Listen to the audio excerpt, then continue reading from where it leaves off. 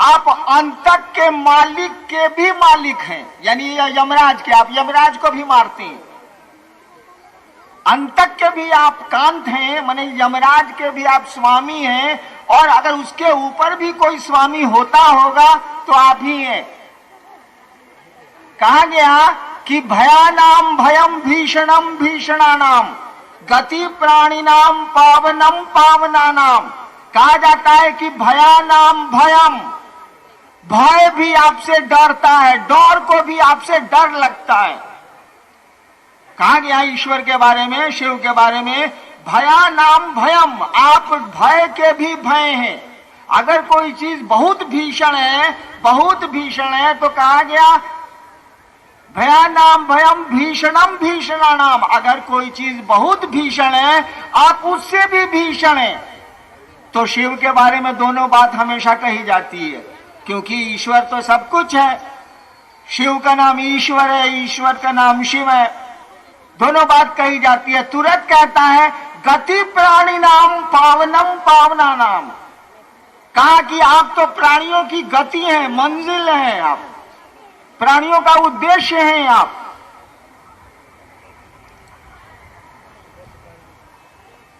यानी महेश्वर शब्द का अर्थ होता है कंट्रोलर, नियंत्रक, महानियंत्रक, और कोई अर्थ नहीं। भगवती और दुर्गा में क्या अंतर है, इसको समझने के लिए पहले समझना होगा कि शिव क्या है। उसके पहले यह समझना होगा कि ईश्वर की परिकल्पना जो है वो क्या है, तब उनकी शक्तियों की व्याख्या हो सकेगी। इसीलिए कभी और रखिए, इतनी भीड़ को घर भी जाना है।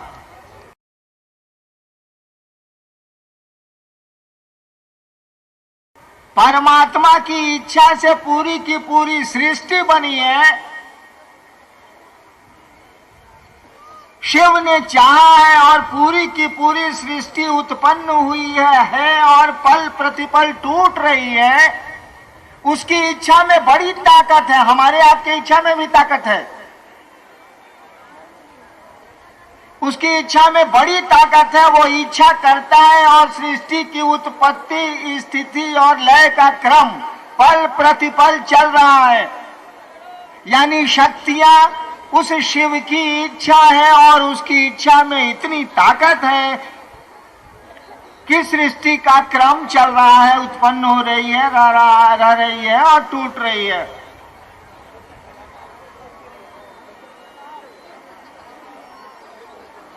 यह कहा ही जाता है कि यह शक्ति उस शिव की इच्छा है। बड़ा छोटा तो खुद समझ लीजिए, जो शिव की इच्छा है तो शिव ही उसके नियंता होंगे ना, दूसरा कोई कैसे हो सकता है, ईश्वर ही होगा ना। आगे लगता है कि आप लोग आध्यात्मिकता का क्या मतलब होता है? एक सवाल आया है कि आध्यात्म का क्या मतलब होता है, आध्यात्मिकता का क्या मतलब होता है। सुन लीजिए इस सवाल को, घर को चले जाइएगा। एक आदमी ने 20 तरह के दिए सजाए हैं। एक आदमी ने 20 तरह का दिया सजाया है। एक सोने का है, एक चांदी का है, एक तांबे का है, एक कांसा का है, एक मिट्टी का है, एक तरह तरह के धातुओं का बना हुआ, एक नीलम का है, एक पुखराज का है, एक हीरे का है। एक आदमी ने तरह तरह के दिए सजाए हैं, भिन्न भिन्न पत्थरों, मिट्टी और धातु के, और एक बार उसने सभी दियों को जला दिया है। तो दिया देखिएगा तो लगेगा कि चांदी का है, दिया देखिएगा तो लगेगा कि मिट्टी का है, लेकिन लौ देखिएगा तो लगेगा कि सबकी एक है। आध्यात्म उस दिए की लौ है, उस दिए का स्वरूप नहीं है।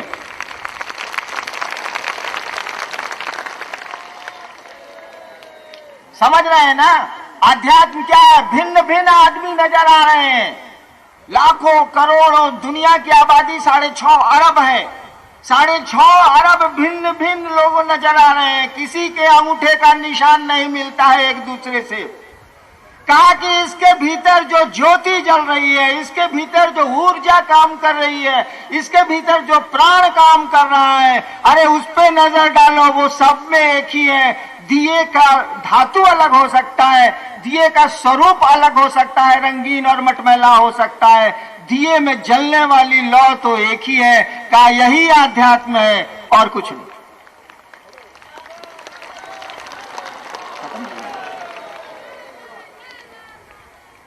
आप अब जाने के कि इच्छा कर बैठे हैं, और इच्छा जब घनीभूत हो जाती है तो बड़ा मुश्किल है शिव को भी रोकना।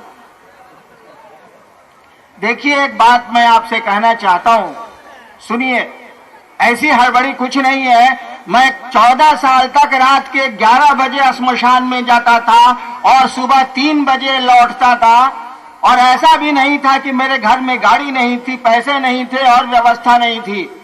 11 बजे रात में मैं डेरे से निकलता था, एक एसडीओ का बेटा था मैं, और निकलता कैसे था? चुपचाप बाथरूम से निकलता था और छिटकिनी को गिरा के रखता था, बाहर से दरवाजा खींच लेता था, छिटकिनी सीमेंट में गिर जाती थी, रूम बंद हो जाता था।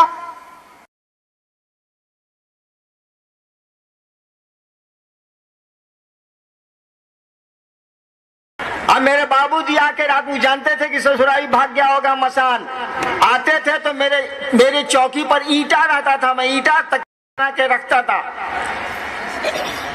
उसको हटा के वहां तकिया रख देते थे, बिछौना बिछा देते थे। रात सुबह 3 साढ़े 3 में जब मैं बच्चा था, स्कूल में पढ़ता था, कॉलेज में पढ़ता था, कॉलेज में तो अलग हो गया, हॉस्टल में रहने लगा। जब स्कूल में पढ़ता था और छोटा था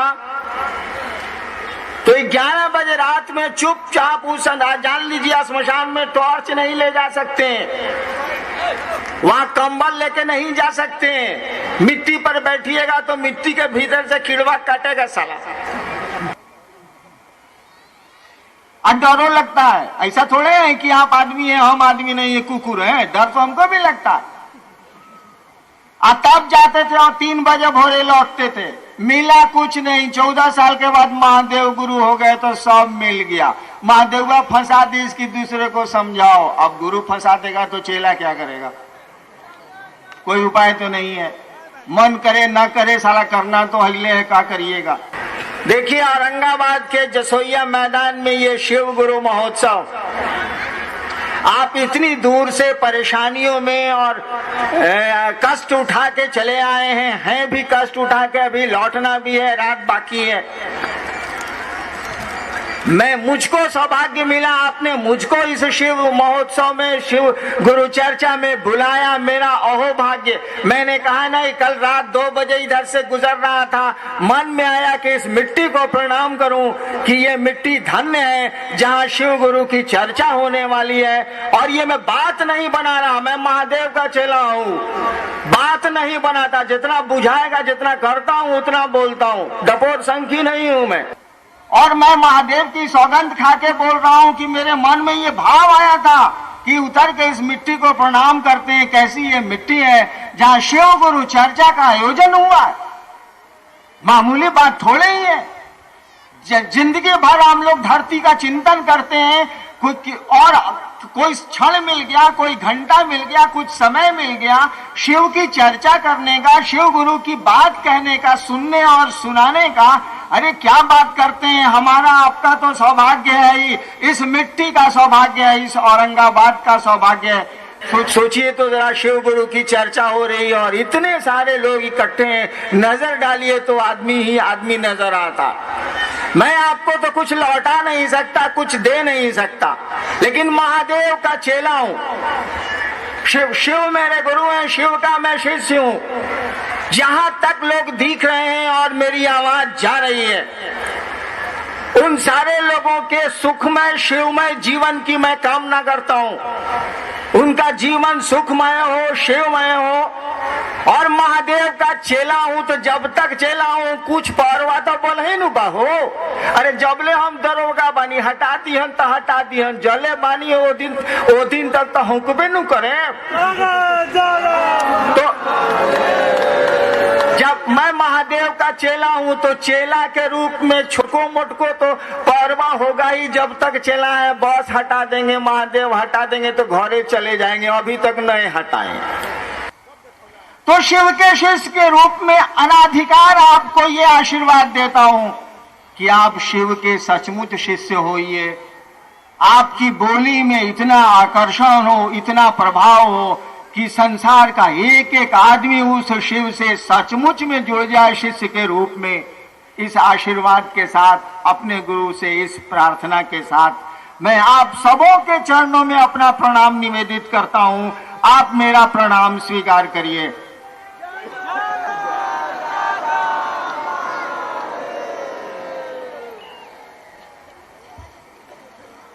कभी मंच पर बैठिएगा तो मालूम होगा कि उद्घोषक कितना खराब चीज है। हम आप बैठिए आप लोग भाई, मैंने आपको प्रणाम किया, पुलिंदा थमा दिया कि घोषणा करिए। बताइए तो 10 दिन लगेगा घोषणा करने में। मैं शिव का शिष्य हरिंद्रानंद, जिन लोगों ने शिव को गुरु मानने के लिए अपना नाम मंच पे भेजा है अथवा नहीं भेजा है लेकिन सोचा है कि शिव को वो अब गुरु अपना बनाएंगे, मानेंगे, उन सारे माँ बहनों भाई बच्चों सबका नाम मैं अंतरिक्ष में प्रेषित करता हूं और अंतरिक्ष से यह अनुरोध करता हूं, अंतरिक्ष को यह सूचना देता हूं कि शिव को गुरु मानने वालों की सूची में इन सबों का नाम वो दर्ज करे।